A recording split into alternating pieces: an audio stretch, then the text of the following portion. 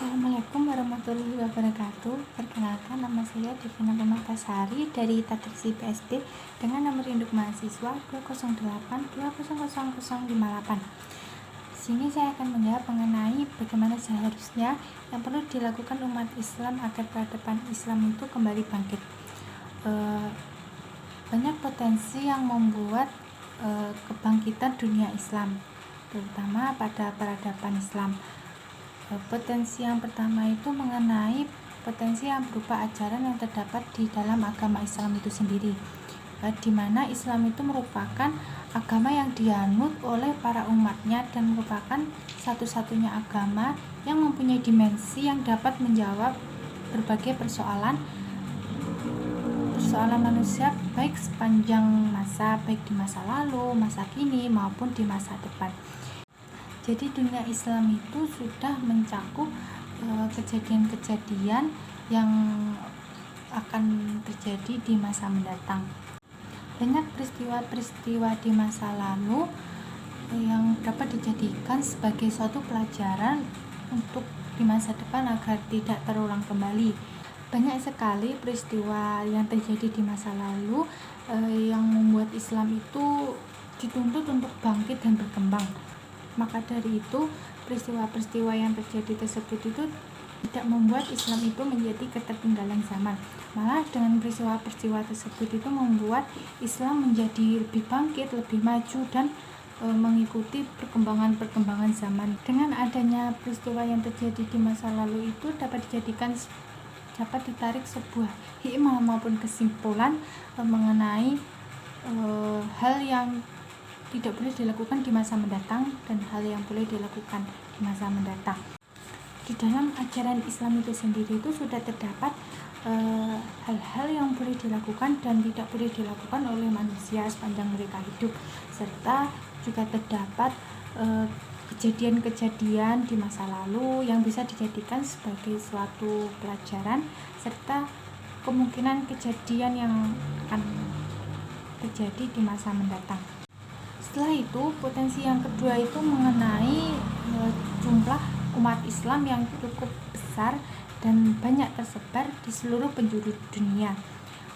Seperti pada saat sekarang ini, jumlah umat Islam itu di seluruh dunia tidak kurang dari 1,5 miliar jiwa, yang merupakan 1/4 atau 1/5 dari jumlah penduduk di dunia ini. Tingginya jumlah umat Islam yang cukup besar di dunia itu membuat posisi Islam itu kuat. Jika dilihat dari banyaknya jumlah penduduk di dunia tersebut, dapat dilihat bahwa peradaban Islam di dunia itu mulai berkembang. Jika dilihat bahwa peradaban Islam itu sudah banyak berkembang di dunia, kita bisa lihat banyaknya negara-negara dengan label negara Islam yang dimana mayoritas penduduknya itu beragama Islam semua.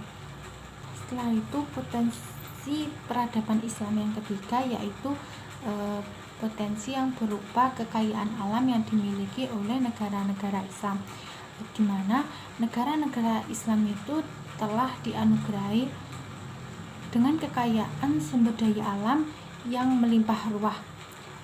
Jika negara-negara Islam tersebut atau negara-negara yang penduduknya mayoritas Islam tersebut memiliki sumber daya manusia yang berkualitas, dapat dipastikan bahwa umat Islam akan hidup sejahtera.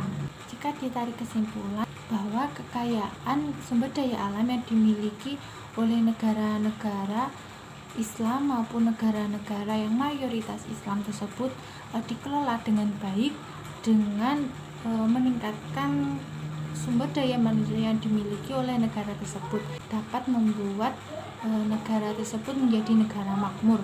Akan tetapi di balik berkembangnya negara-negara Islam baik dari sumber daya alam maupun sumber daya manusianya itu membuat negara-negara lain menjadi iri, menjadi tidak suka dan tidak rela jika dunia Islam itu bangkit dan mengalami suatu kemajuan dalam peradaban Islam. Mereka tidak rela jika umat Islam itu maju dan mengalahkan mereka. Hal tersebut dapat dilihat bahwa sesudah runtuhnya kaum komunisme, maka Islamlah satu-satunya kekuatan yang berhadapan dengan dunia barat. Dari itu mereka-mereka yang tidak menyukai tersebut berusaha menghambat serta menghalang-halangi kebangkitan dunia Islam. Mereka mengusahakan berbagai cara agar Islam itu tidak bangkit dan tidak menguasai peradaban dunia.